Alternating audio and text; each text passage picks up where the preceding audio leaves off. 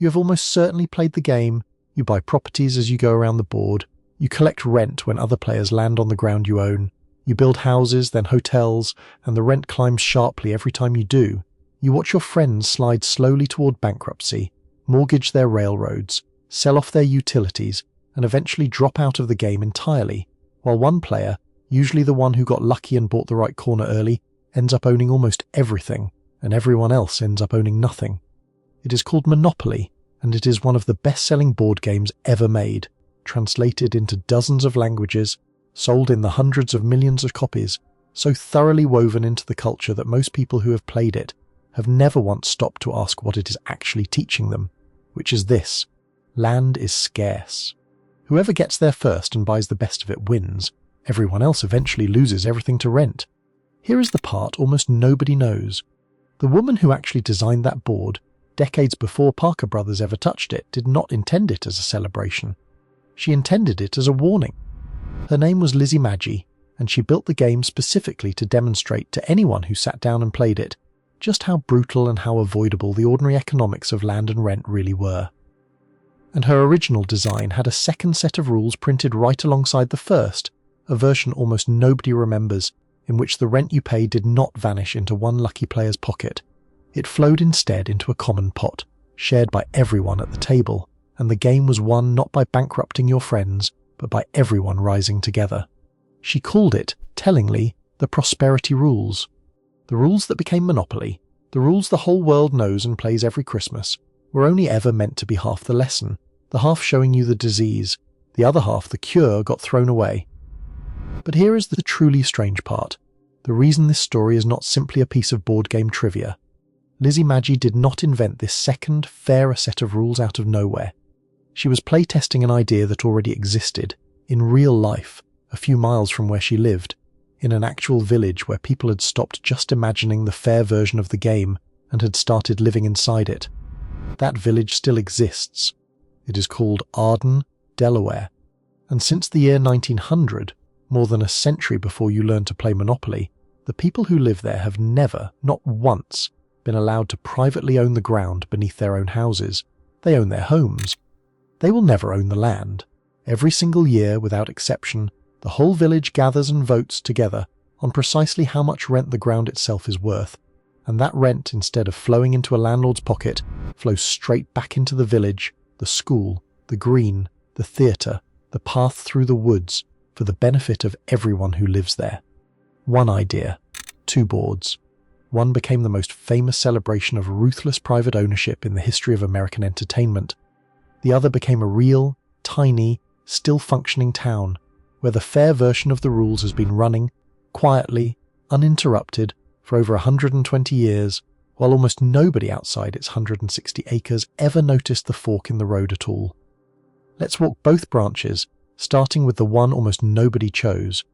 To understand why anyone would build a village around refusing to sell land, you have to understand the man whose idea started the whole thing, because in his own lifetime he was, improbably, one of the most famous economists in the world. His name was Henry George, and he was born in Philadelphia in 1839, a self-taught journalist and printer who left school at 14 and spent much of his young adulthood scraping by in California during one of the most explosive land booms in American history. He watched San Francisco transform, within a single working lifetime, from a scattering of adobe buildings around a mission into a genuine metropolis, and he watched the fortunes made in that transformation go overwhelmingly, not to the people who built the city with their labour, but to whoever had happened to hold a deed to the right patch of sand or scrub brush before the transformation began. He himself struggled for years to support his own young family, at one point reportedly having to beg a stranger on the street for money to feed his newborn son, an experience that stayed with him and sharpened, rather than softened, his growing conviction that something in the basic structure of how land was owned had to be fundamentally wrong. He looked at that pattern, the fortunes made by anyone lucky or well-connected enough to have bought a piece of ground before everyone else realized how valuable it was about to become, and became convinced he had found the central injustice of industrial society. George looked at that pattern and became convinced he had found the central injustice of industrial society. Land, he argued, was different from every other kind of property. Nobody made it. Nobody earned it by their own labour or ingenuity. the way a factory owner earned credit for building a factory or an inventor earned credit for an invention. Land simply existed, and its value rose and fell almost entirely because of what the whole surrounding community did around it. The roads that got built nearby, the population that grew, the railroad that happened to come through, and yet the entire rising value of that unearned, community-created increase went, under the ordinary rules of property, into the pocket of whoever happened to hold the deed, while the people whose collective growth and labour had actually created that value got none of it at all. George's answer, laid out in a book called Progress and Poverty, published in 1879, was elegantly simple, at least on paper. Tax land value and land value alone at a rate high enough to capture that unearned increase for the whole community and abolish every other tax on wages, on buildings, on trade, on the things people actually built and made and worked to produce. Landowners would still own their land and could still build on it and profit from what they built, but they would no longer be able to sit on empty, valuable ground and grow rich purely by waiting for their neighbour's hard work to make that ground worth more. He called it the single tax, one tax on one thing, replacing everything else. The book was a sensation, and its success is hard to overstate. It reportedly sold something like 6 million copies by the middle of the 1930s, an almost unimaginable number for a work of economic theory in any era, let alone one written in the dense, argumentative prose of the 1870s, and it turned Henry George, briefly but unmistakably, into one of the most talked-about public intellectuals anywhere in the English-speaking world. He ran for mayor of New York City in 1886 as an independent Labour candidate and very nearly won, finishing ahead of a young Republican named Theodore Roosevelt and behind only the Tammany Hall machine's own candidate, a result that stunned the political establishment of the day. He lectured to enormous, enthusiastic crowds across Britain, Ireland and Australia, where his ideas found particularly fertile ground among tenant farmers and land reformers already furious at absentee landlordism. And back home, his ideas inspired the founding of single tax clubs and study circles in cities across the country, ordinary working people, clerks and shopkeepers and union members, gathering in parlours and union halls on weeknights to work through, chapter by chapter, how a single tax on land might fix the great inequality of the industrial age they were living through. Among the believers swept up in that movement in Philadelphia were two friends, a sculptor and an architect, who would eventually decide that talking about George's ideas was not enough. They wanted to actually build the thing. Frank Stevens was born in 1859 in Rahway, New Jersey, the son of Henry Louis Stevens, a well-known magazine illustrator whose work appeared in some of the most widely read publications of the era, and by his own later account his childhood was spent almost entirely inside books and daydreams, restless with the sense that everything worth doing in the world would already be finished by the time he was old enough to have a hand in it. He trained as a sculptor at the Pennsylvania Academy of the Fine Arts under the great American realist Thomas Eakins, whose sister Caroline he married. He was a serious artist by trade, but Henry George's ideas had gotten hold of him the way a genuine conversion gets hold of a person, and he became one of the most committed and energetic single tax organisers in Philadelphia. His close friend and fellow believer was Will Price, a talented architect who had trained under the noted Philadelphia architect Frank Furness, and who brought to the movement not just conviction, but the practical ability to actually design and build things. In 1895, Stevens and Price decided to stop merely arguing for the single tax and try to legislate it directly, and they picked, of all places, the state of Delaware, reasoning that its small population and famously small state legislature might be persuadable in a way that a state the size of Pennsylvania or New York never would be. They organised a campaign that came to be known, with a certain theatrical flair, as the Delaware Invasion, gathering fellow Philadelphia single taxers, by some accounts even dressing some of the group in old Union Army uniforms for the effect, and descending on the state to lobby, argue and agitate for Delaware to become the first single tax state in the entire country. It failed, completely and decisively. The Delaware legislature, small as it was, proved every bit as resistant to fundamentally restructuring how the state taxed property as any larger body would have been, and the reason was not hard to understand once you thought about it for even a moment. A single tax on land value would have fallen hardest by design on exactly the people who already owned the most valuable land, and those people, in a state as small and tightly connected as Delaware, tended to also be the people sitting in the legislature or closely tied to whoever was. The campaign fizzled, the single taxers went home, and Stevens and Price went back to Philadelphia having learned a hard, useful lesson about the difference between an idea that sounds elegant and inevitable on the page of a best-selling book and an idea that has to survive an actual legislative session full of actual landowners who stood to lose a great deal of money if it passed. But Will Price, rather than simply giving up, came back to Stevens with a different, smaller, stranger proposal. If they could not persuade an entire state to adopt the single tax by law, what if they built one small place, privately on land they controlled themselves and ran it that way from the ground up? No legislature to convince, no landowners to overrule, just a plot of land, a deed held in trust rather than sold outright, and a group of people willing to try living by the theory instead of merely talking about it. It was, in its way, a retreat from ambition, and also a kind of radicalization at the same time, trading the dream of remaking an entire state for the much smaller, much more achievable goal of building one working proof, however tiny, that the thing could actually function in practice. And to build it, they needed money, more than two struggling artists could raise on their own, and they found it in the person of a wealthy Philadelphia soap manufacturer who happened to be one of the single tax movement's most devoted and generous backers. His name was Joseph Fels, born in Virginia in 1853 to a German Jewish immigrant family, who built, alongside his brother, one of the most successful soap manufacturing businesses in the country. Fels Naphtha, their flagship laundry soap, became, at the turn of the 20th century, a genuine household name across America, the kind of ordinary product found in nearly every kitchen and washroom in the country, and it made Fels an ordinary industrial fortune out of an entirely unglamorous business. What set him apart from most of his fellow Gilded Age industrialists was where he chose to spend that fortune once he had it. Rather than building himself a mansion to rival the auto barons and railroad men of his era, Fels poured enormous sums into the single tax movement specifically, funding lecture tours, publications, political campaigns, and demonstration projects on both sides of the Atlantic, becoming, by the time Stevens and Price came looking for a benefactor, one of the movement's single most important financial patrons anywhere in the world. Fels was also a passionate, sincere believer in Henry George's economics, wealthy enough to bankroll single tax causes across the country and across the Atlantic, and when Stevens and Price came to him with their proposal for a small demonstration village, he agreed to fund it. In 1900, with Fels's money behind them, Stevens and Price bought a rundown farm of roughly 160 acres, about 6 miles north of Wilmington, Delaware forest and field, nothing remarkable to look at,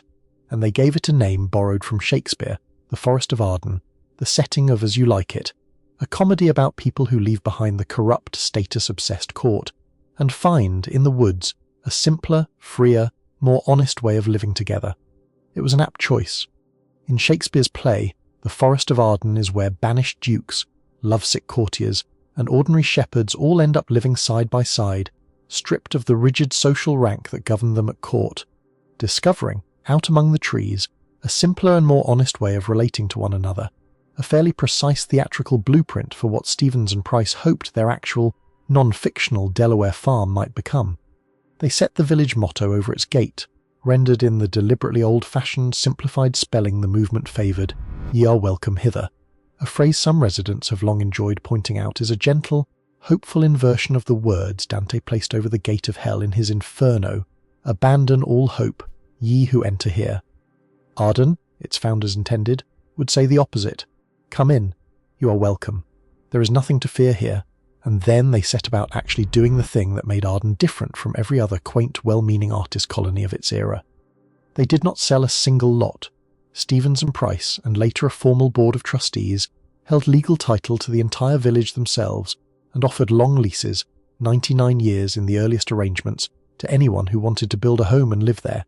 Under the terms of the lease, residents would pay the full rental value of the bare land itself, exclusive of anything they built on it, a figure recalculated periodically as the community's needs and the land's assessed worth changed. After state and county taxes were paid out of that rent, whatever remained went straight back into the village, funding roads, the school, the green, and in time, the theatre that would become the heart of the community's cultural life. This is worth sitting with for a moment, because it is the entire mechanism of the place in miniature, and it inverts the ordinary logic of American real estate so completely that it is almost hard to hold in your head the first time you hear it clearly.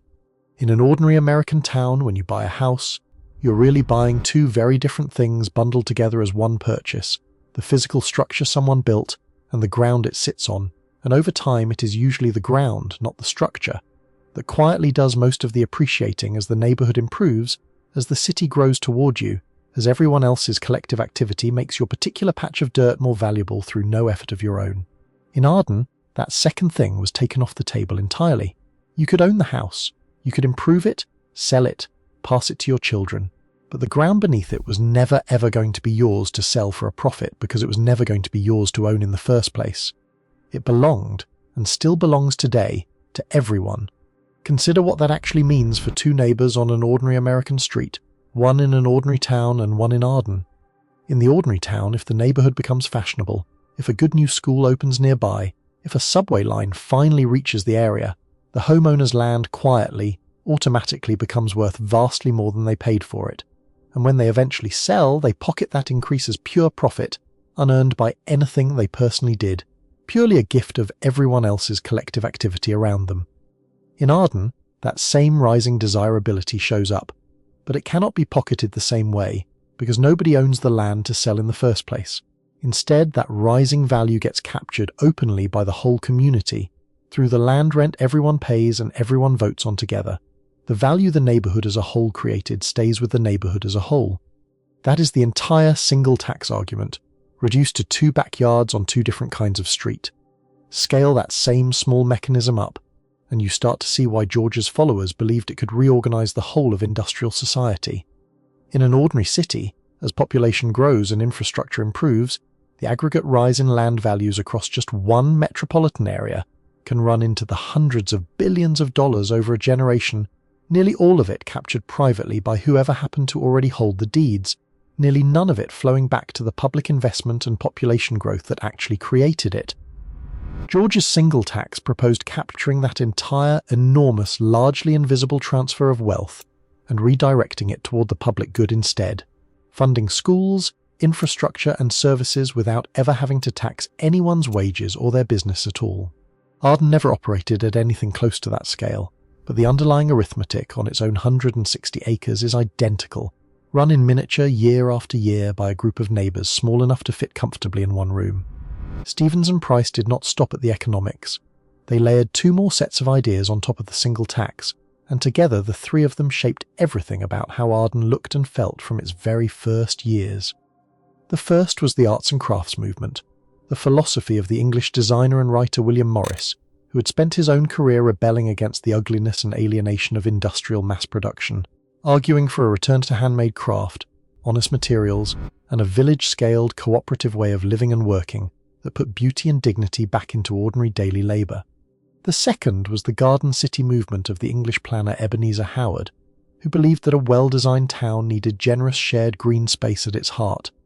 not endless private lawns walling neighbours off from one another, but a real common village green where the whole community could actually gather.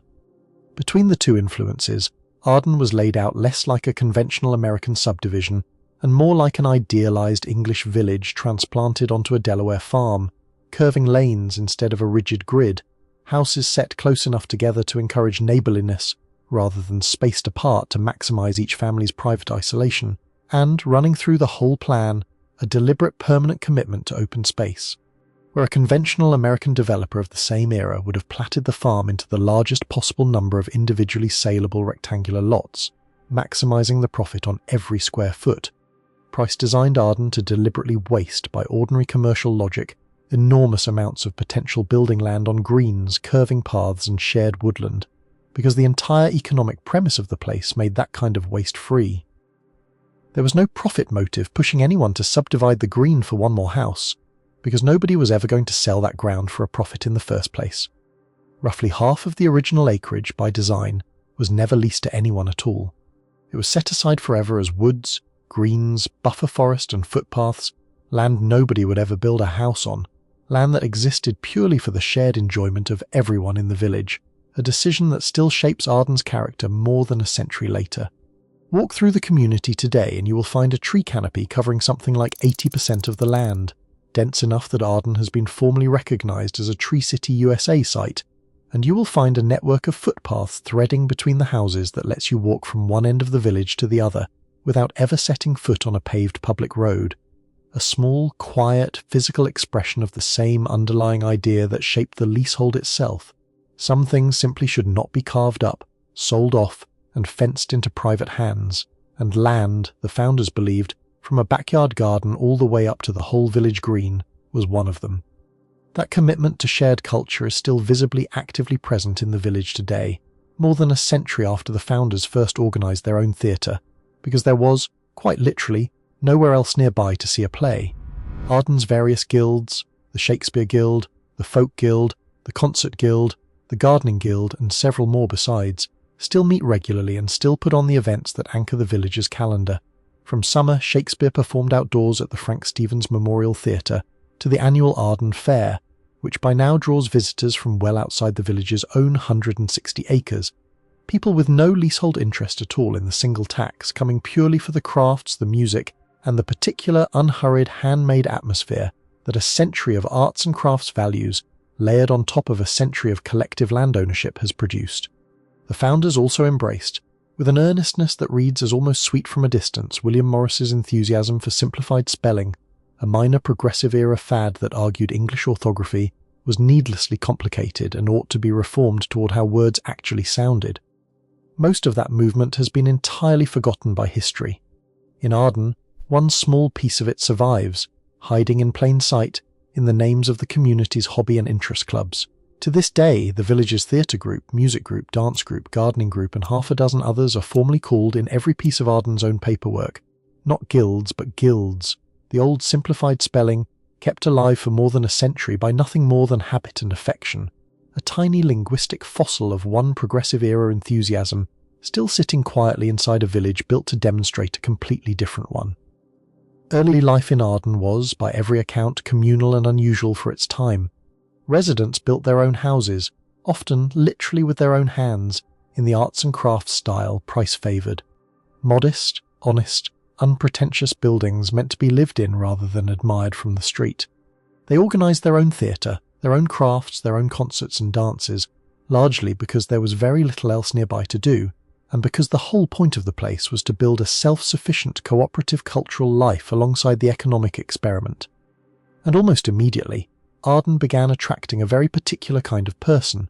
drawn not by the promise of a quiet suburban retreat, but by the promise of an actual, functioning argument, made in wood and stone and land, about how society could be organised differently. Which brings us back to the board game, and to the woman who invented it, because her story is inseparable from Arden's, and it is one of the strangest, most undertold stories in the entire history of American popular culture.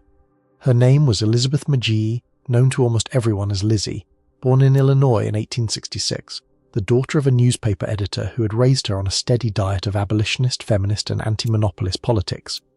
By her 30s she was living and working around Washington, D.C., a stenographer and typist by trade, unusual and independent for a single woman of her era, and, like Frank Stevens and Will Price, a committed, serious believer in Henry George's single tax. She was also, by every account, a woman of restless, wide-ranging talent, someone who wrote poetry, acted in amateur theatre, held her own patent on a typewriter improvement years before she ever thought of a board game, and campaigned openly for women's suffrage, at one point staging a small publicity stunt advertising herself in a newspaper as a young woman American slave available for purchase, a pointed, provocative way of dramatising how little independent economic standing women of her time actually had. She was, in other words, already someone who instinctively reached for a vivid public demonstration rather than a quiet argument whenever she wanted to make a point land, and also like Stevens and Price, Maggie was not content merely to talk about the theory. She wanted to find a way to make ordinary people feel it, viscerally, in a way that a dense economics book never could. So, around 1902 and 1903, spending time in and around the George's Circle at Arden, Maggie designed a board game. She called it the Landlord's Game, and she built it with a purpose stated plainly in her own words, on the record. It was meant to be, she wrote, a practical demonstration of the present system of land grabbing with all its usual outcomes and consequences. She patented it in 1904, and the board she designed, remarkably, already contained almost every element that would later make Monopoly instantly recognisable. a square path around the outside edge, railroads, utilities, a jail, a corner space to start from, properties to buy with rising rents as you built on them. The starting corner of Magie's original board carried a printed slogan, not a cheerful go, but a pointed line of Georgist doctrine. Labour upon Mother Earth produces wages, a small piece of economic argument that every single player would pass and be reminded of, every single time they circled the board, whether they were paying attention to it or not. But Magie's original design held something Monopoly would later strip away entirely. It came with two separate sets of rules, printed side by side on the same instructions, so that players could choose, deliberately, which version of society they wanted to simulate that evening. Under the first set, the Monopolist rules, players did just what Monopoly players do today, bought up property, charged one another rent, built their holdings into monopolies, and drove their opponents, one by one, into bankruptcy, until a single player owned everything and everyone else owned nothing.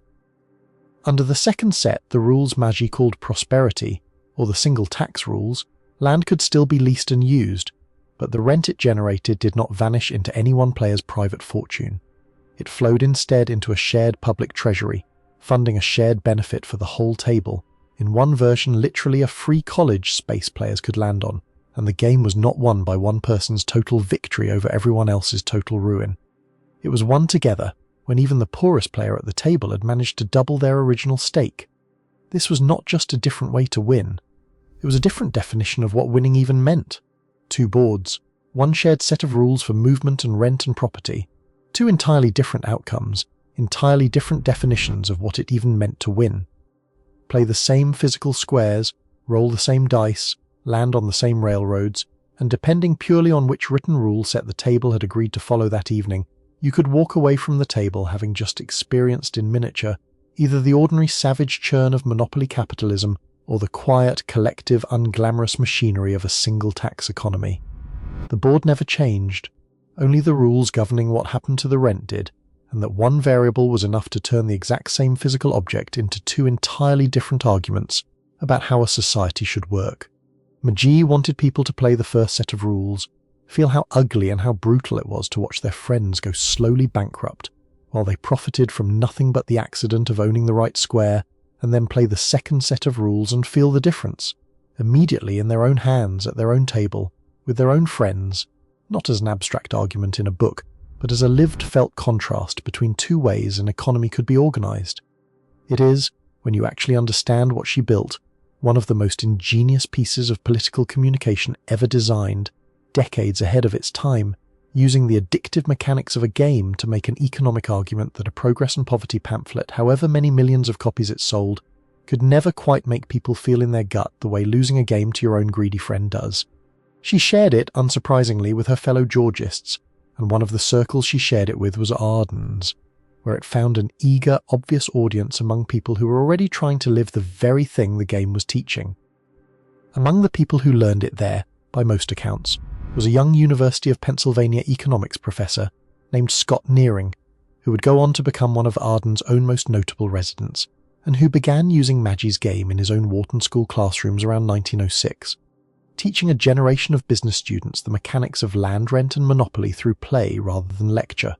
unaware, perhaps, that the harmless classroom game he had picked up from his single-tax friends carried, folded inside it, a genuine and pointed argument against the very economic system most of his students would go on to build their careers inside. Nearing's own story in the years that followed turned out to carry a pointed irony of its own, his politics, sharpened in part by the kind of thinking Magie's game was designed to provoke, grew more and more radical over the following decade, and in 1915 the University of Pennsylvania dismissed him from his teaching position, officially for administrative reasons, but widely understood at the time, and since, as retaliation for his outspoken opposition to child labour and his broader left-wing politics. He went on to oppose American entry into the First World War so vocally that he was prosecuted under the Wartime Espionage Act and acquitted, and he spent much of the rest of his very long life, he lived to be 100, as one of the American left's most durable public intellectuals. The professor who taught Wharton's future business leaders a game about the injustice of unearned land rent was, within a decade, fired by that same university for taking his own convictions one step too seriously for the institution's comfort.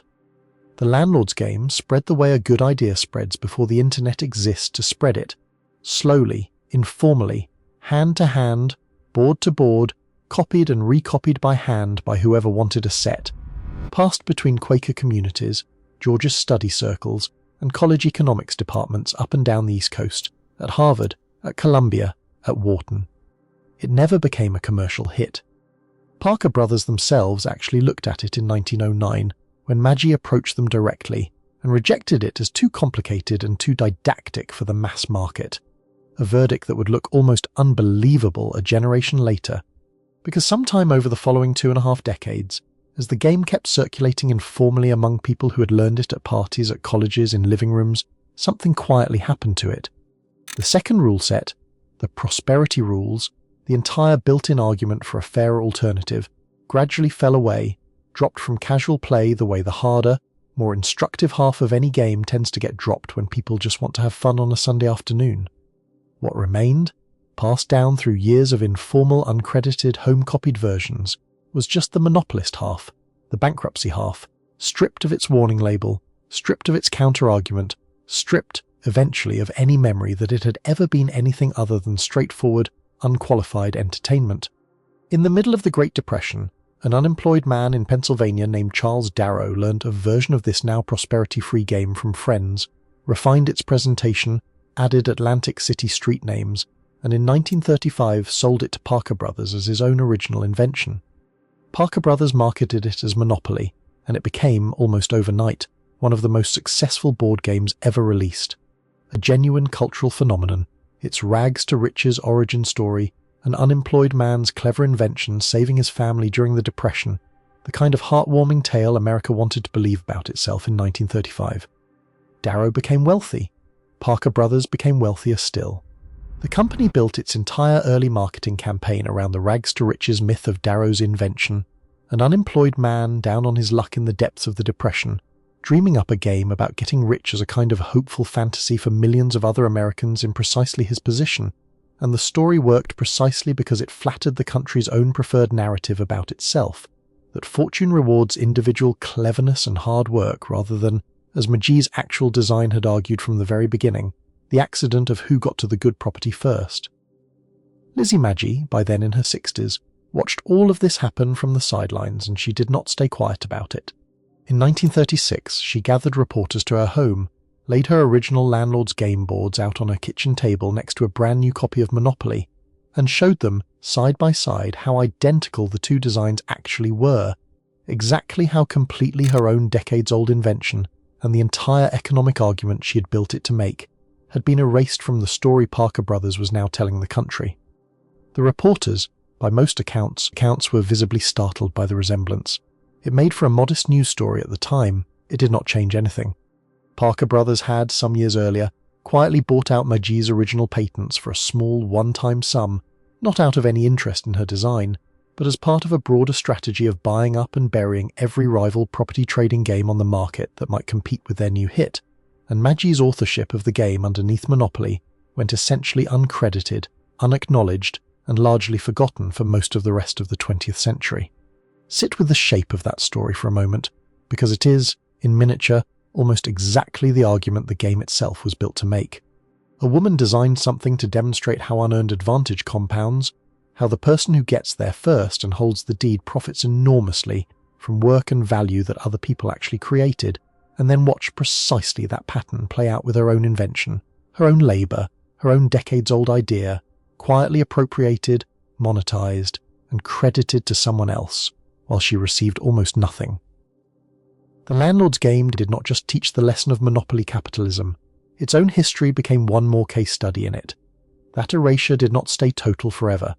Over the past 2 decades, journalists and historians, most notably the reporter Mary Pillon, whose research helped bring the story to a much wider audience, have pieced the full record back together from patent filings, old newspaper coverage, and the surviving testimony of Maggi's own family and contemporaries, and the true, fuller history of Monopoly's invention is now reasonably well documented, cited by major museums and historical collections, including the Smithsonian's own institution devoted to invention and innovation. Maggi has, belatedly, gotten some of her due. But the correction came decades after her death in 1948, long after Parker Brothers, and then Hasbro after it, had already built one of the most valuable game franchises in the world on the back of the half of her invention that was easiest to sell, and the popular imagination, the box on the shelf, the family playing on a Sunday afternoon, still overwhelmingly credits an unemployed man's Depression-era ingenuity rather than a feminist Georgia stenographer's deliberate decades-earlier warning. If you have followed this fork in the road with me this far, from the theory to the game to the fortune Parker Brothers built on top of half of it, you are just the kind of viewer this channel is built for, and subscribing keeps these deeper, stranger American stories coming. Because the other half of the game, the half everybody forgot, is not actually lost at all. It just stopped being a game and kept on being a real place, and it is time we went and walked around inside it. While Lizzie Maggie's monopolist rules were quietly conquering the world's toy shelves, Arden itself, the physical village where she had first shared her invention, was busy being what it had always intended to be, a real, functioning, occasionally chaotic little town full of real, occasionally difficult people, running on its prosperity rules every single day without anyone needing to remind them the game was still going. Upton Sinclair moved there in 1910, fresh off the success of The Jungle, his muckraking novel about the horrors of the Chicago meatpacking industry, a book he had originally intended as a searing indictment of the exploitation of immigrant industrial labour, and that instead became famous, to his own lasting frustration, mainly for its gruesome descriptions of what actually ended up in America's sausage, a book so viscerally effective on that narrower point that it helped push Congress into passing the Pure Food and Drug Act and a new meat inspection law within months of its publication in 1906. Sinclair later remarked with some bitterness that he had aimed for the nation's heart and hit its stomach instead. But by 1910, flush with the novel's success and its royalties, he was looking for a place to live that matched his own radical politics, and Arden, with its leasehold economics and its concentration of committed single taxes and socialists, was an obvious fit. Sinclair built a small house in Arden, which his neighbours, with the village's characteristic gentle humour, promptly nicknamed the Youngalow, a pun on the title of his famous novel fused with the simple, rustic bungalow style Arden's builders favoured, and the structure still stands there today, one stop on the informal walking tours the community occasionally gives of its own history, alongside Frank Stevens's own home and Greengate, a small cottage Will Price designed for himself. It is a small, almost domestic kind of literary landmark, easy to miss if you did not already know its story, tucked among ordinary houses on an ordinary Arden lane, which is in its way the whole point. Arden has never been in the business of turning its own history into spectacle. He was by most accounts a committed believer in Arden's project, not merely a famous name passing through, and his time there produced one of the village's best, most human stories. A story that says more about what daily life in a real utopian experiment actually looks like than any theoretical description ever could.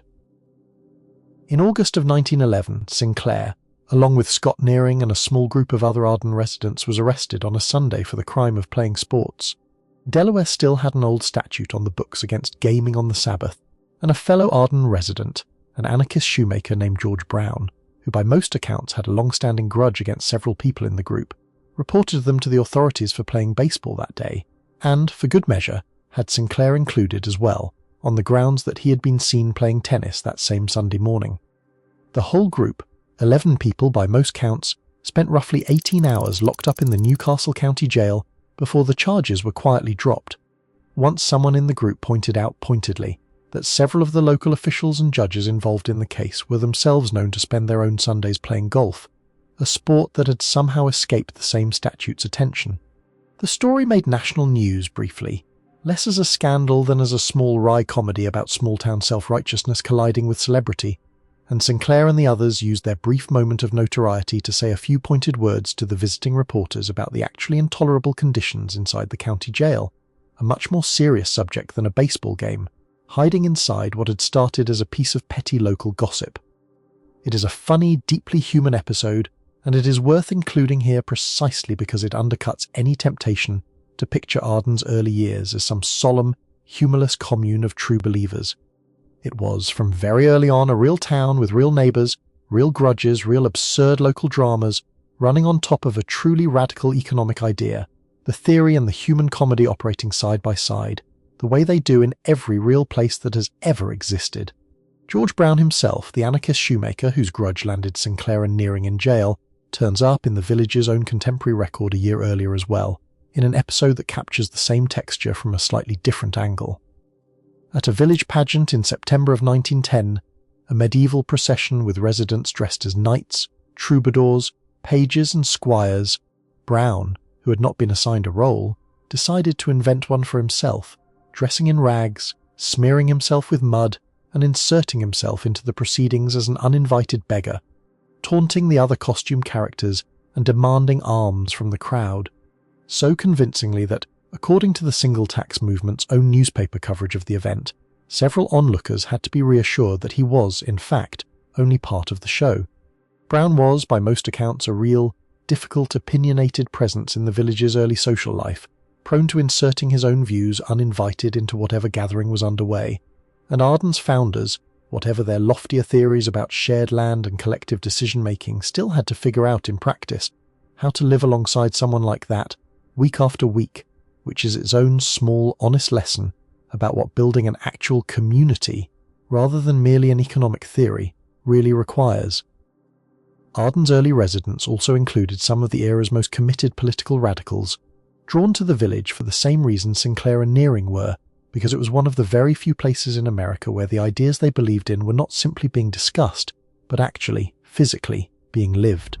Ella Reeve Blore, who would become known across the American labor movement as Mother Blore, kept a home in Arden for several years in the early 1900s, raising her children there, cared for in part by other village residents, while she herself crisscrossed the country as a Socialist Party organizer, campaigning for candidates, investigating labor conditions, and eventually becoming one of the founding figures of the American Communist Party.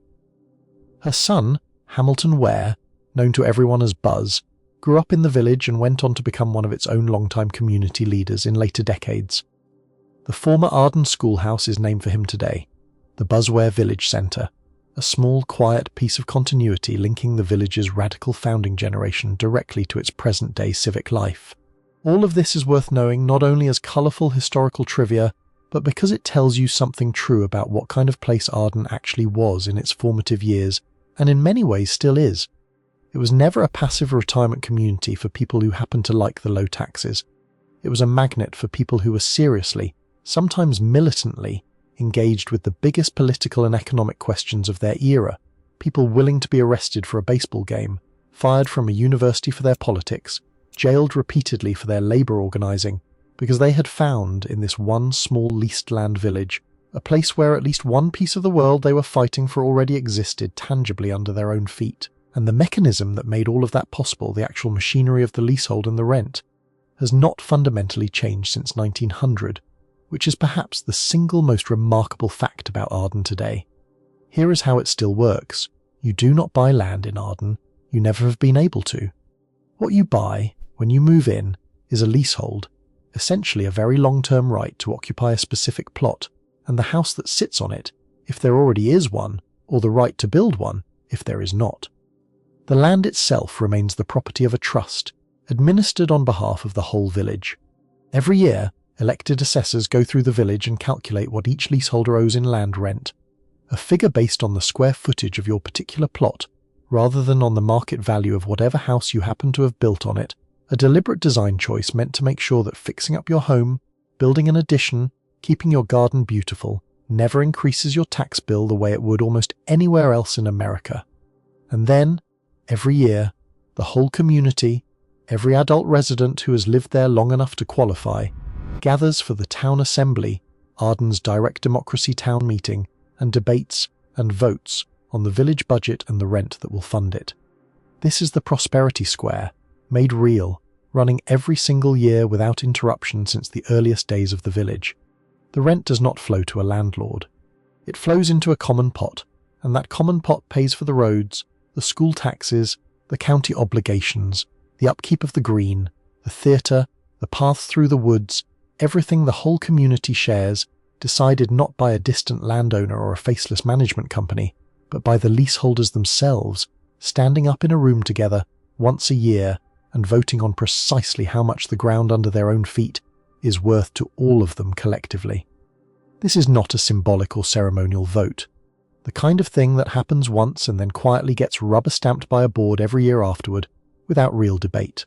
Arden's town assembly meetings, by every account, still function as real, sometimes lively, occasionally contentious exercises in direct democracy, closer in spirit to a New England town meeting than to the average American municipal budget hearing, where residents actually stand up, argue their case, propose amendments, and vote, in person, on matters ranging from routine infrastructure spending to real, divisive questions about the future shape of the village. A recent assembly session, continuing across more than one meeting, worked through questions as varied as installing and removing solar panels on community buildings and whether to modernize the century-old meeting itself with electronic voting equipment, small, practical, almost mundane questions that nonetheless get decided the same way the original rent has been decided since 1900, by the direct vote of the people who actually live there, rather than by any elected official acting alone on their behalf. The idea proved durable enough and appealing enough that Arden did not stay alone for long. In 1922, a second village was founded right beside it on the identical single tax principle, called Ardentown, and residents who wanted the same leasehold arrangement but a slightly different community had a second option next door. And in 1950, a third village was founded on the same principle called Ardencroft, and its founding tells one of the most quietly powerful stories in the whole history of the Ardens, a story that deserves to be set squarely alongside the story of the game and the theory, because it shows what the underlying idea, land held in common rather than privately hoarded, could be turned toward next.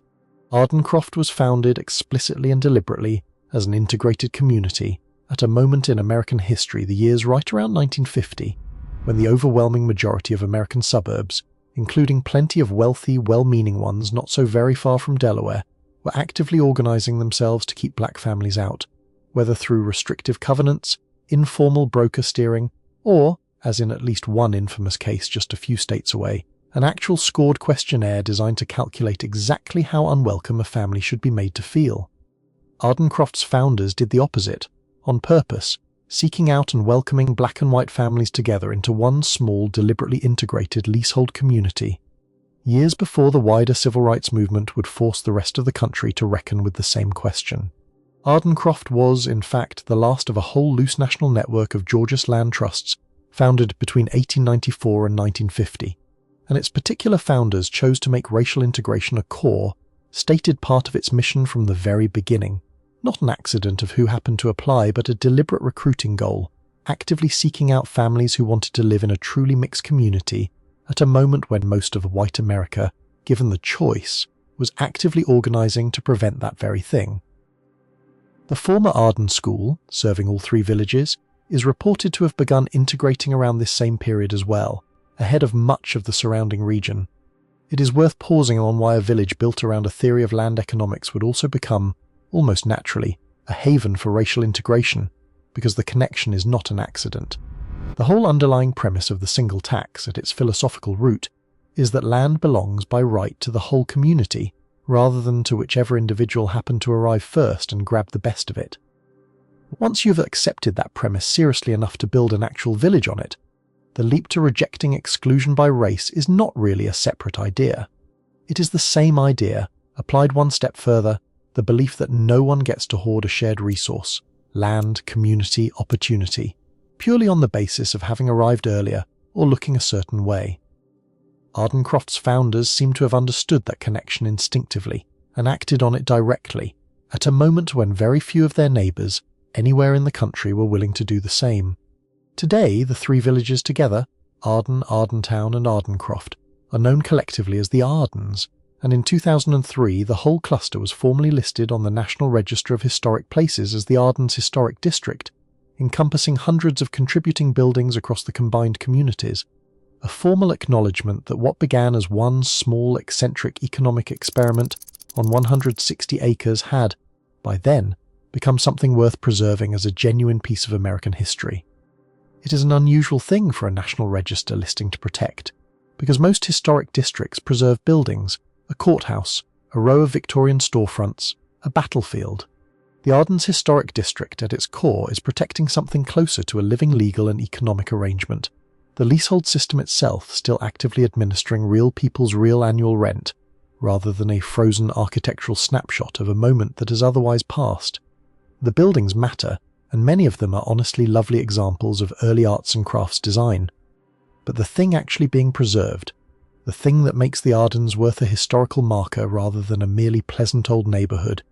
is the mechanism underneath the buildings, quietly still running. But it would be dishonest, and it would flatten a truly interesting story into a simple fairy tale, to end there without naming the real limits of what Arden actually accomplished, because there are two of them, and both matter.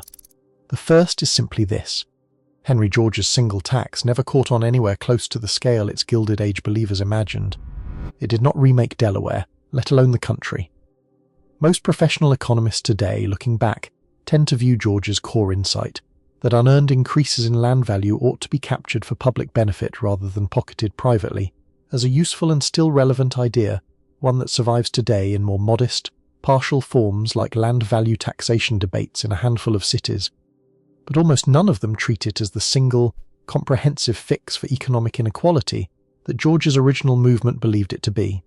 The theory that built Arden was, in the end, one idea among many competing for the future of industrial capitalism, and it lost that larger contest almost everywhere except this 160 acres north of Wilmington, where a small, determined group of people kept running the experiment long after the rest of the country moved on to other arguments entirely. The idea did not just vanish from serious economic conversation, it survived in a smaller and more modest form, even though it never won the total victory its Gilded Age believers hoped for. Land value taxation, a more modest, partial cousin of George's full single tax, still gets debated and occasionally adopted in pieces by cities looking for ways to discourage vacant lots and speculative land banking in their downtowns, from a handful of Pennsylvania municipalities that experimented with variants of it for over a century, to more recent proposals in cities grappling with housing shortages and vacant, speculatively held urban land. Economists across a fairly wide ideological range, including some who otherwise have very little in common, have noted that a tax specifically on unimproved land value is uniquely hard to avoid, since, unlike a factory or a business, land cannot simply be moved to a lower tax jurisdiction, and taxing it does not discourage anyone from building or improving anything, since the tax bill does not go up when you do. George's central insight survives, in other words, as a respected footnote in modern public finance, one tool among many, rather than the single master key he and his Gilded Age followers believed they had found. The second limit is closer to home, and in some ways more interesting, because it is a genuine irony rather than a simple defeat. Arden's whole founding purpose was to eliminate land speculation, the practice of buying ground purely to profit from its rising value rather than to use it, and on its own narrow terms, it has succeeded completely. No one in Arden has ever gotten rich by sitting on empty ground and waiting. But eliminating land speculation did not eliminate scarcity, and Arden remains, by design, small, fixed in size since 1900, with essentially no room to grow. Demand for a spot in a truly unique 120-year-old artist colony, with a village green, and a theatre, and a real functioning direct democracy has, if anything, only grown over the decades, while the supply of available leaseholds has stayed, structurally, almost precisely where it started. And so, while you cannot speculate on Arden's land, you absolutely can, and people absolutely do, pay a real, sometimes substantial sum of money for the house sitting on top of that land when a leasehold changes hands, because a beautiful historic arts and crafts cottage in a place this desirable does not become cheap just because the ground beneath it can never appreciate. The village that set out on principle to make sure nobody could get rich by hoarding land ended up, almost a century and a quarter later, still facing a much smaller, gentler version of the very problem it was built to solve, the problem of a real good place being difficult for people without capital to get into. That is not a knock against the experiment. It is, if anything, a more honest and more interesting ending than a simple story of total success would be, because it shows you something true about how hard it actually is to fully escape the gravitational pull of scarcity, even inside a system deliberately engineered to defeat it. Arden solved one problem completely. It ran directly into the shadow of another one it never quite anticipated, and it has been living with that tension, quietly, for generations, the same way every real, functioning community eventually has to live with the gap between its founding ideal and its ordinary everyday practice. Step back now and look at the whole shape of the fork, because it is a rare thing in American history to be able to point to two living branches of the exact same original idea and watch, in real time, across more than a century, how differently they turned out. One branch, stripped of its warning, its second rule set, and its inventor's name, became one of the most successful entertainment products ever made. A game so ubiquitous that it has been translated into more than 40 languages and licensed into hundreds of regional and novelty editions. A game that has taught, quite literally, hundreds of millions of children across the world, generation after generation, that the object of an economy is to acquire, to charge rent, to build monopolies, and to watch your friends go slowly, completely bankrupt while you win. Ask almost anyone what Monopoly is about and they will describe the mechanics, buying property, collecting rent, going to jail without ever once describing it as an argument.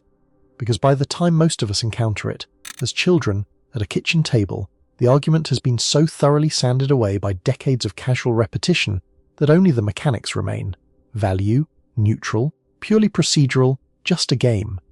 Nobody who plays Monopoly today is doing anything wrong, and nobody is required to feel guilty about a pleasant Sunday afternoon. But it is worth knowing, once you do know it, that the values embedded in that board were never meant to stand alone. They were built as one half of an argument, the half depicting the disease, deliberately paired with a second half depicting the cure, and only the disease survived the trip into mass production. The other branch never became a product at all. It never got marketed, never got a patent lawsuit, never made anyone a fortune. It just kept being a real place, where a few hundred people across 5 generations now have continued to hold their land in common, calculate their rent by the square foot rather than by the market's ever-shifting appetite, and gather once a year in a room together to decide, collectively, what they owe each other for the privilege of sharing this particular 160 acres of the earth. This is not just a museum. It is not a historical reenactment either. Nobody in Arden is cosplaying the year 1900. It is simply a town with plumbers and teachers and retirees and artists, where the prosperity rules have just never stopped being the actual rules, quietly, without fanfare, for 125 years and counting, while an almost identical set of rules, minus the fairness, sold hundreds of millions of copies a few miles away and became one of the defining images of American capitalism itself. The population numbers tell their own quiet story about that continuity. Arden's population has hovered in a narrow band, somewhere between 400 and 500 people, for decades. Not because nobody wants to live there, but because the village structurally is just the size it was built to be in 1900 and has almost no room, and by most accounts little desire to grow larger. Families who move in tend to stay for a long time, raise children who grow up walking the same footpaths their parents did, attend the same small school, and sometimes, when the timing and the leasehold turnover align, come back decades later to lease a house of their own. A small, self-renewing cycle of belonging that a village this size and this old, still governed by its own residents rather than by any outside landlord, seems unusually well suited to sustain. That is the real ending of this story, and it is not a triumphant one exactly, nor a tragic one. It is something stranger and more interesting than either. Think, for a moment, about how differently we are trained to value these two kinds of survival. Reach, scale, sales figures, cultural saturation. These are the metrics America instinctively uses to measure whether an idea succeeded.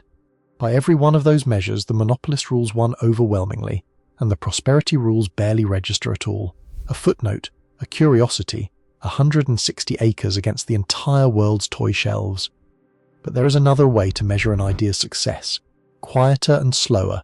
which is simply whether it kept being true, in practice, for the people actually living inside it, for as long as anyone has bothered to check.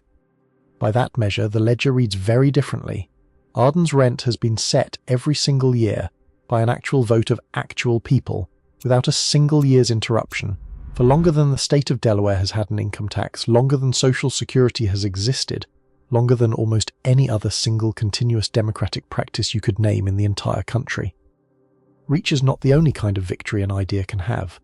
Duration, quiet and unglamorous and largely unnoticed, is a victory too, and on that scale, the branch nobody chose has been winning steadily this whole time.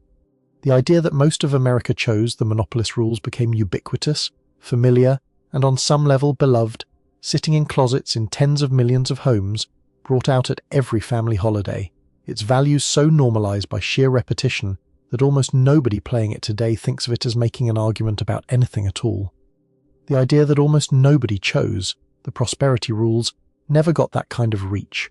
It got instead something Monopoly never did and never could. It got to actually happen continuously to real people in a real place, without ever needing to convince the rest of the country first. One idea won the world's game shelves. The other idea just won, quietly, at home, and kept winning, one town assembly at a time every single year since 1900.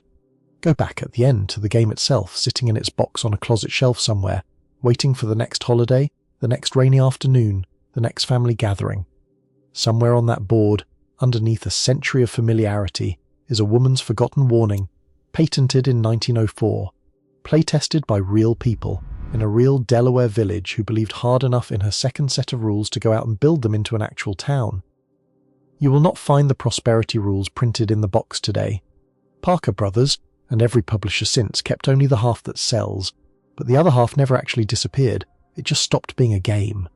If you want to see it, you do not need to dig through a used bookstore for an original 1904 landlord's game board,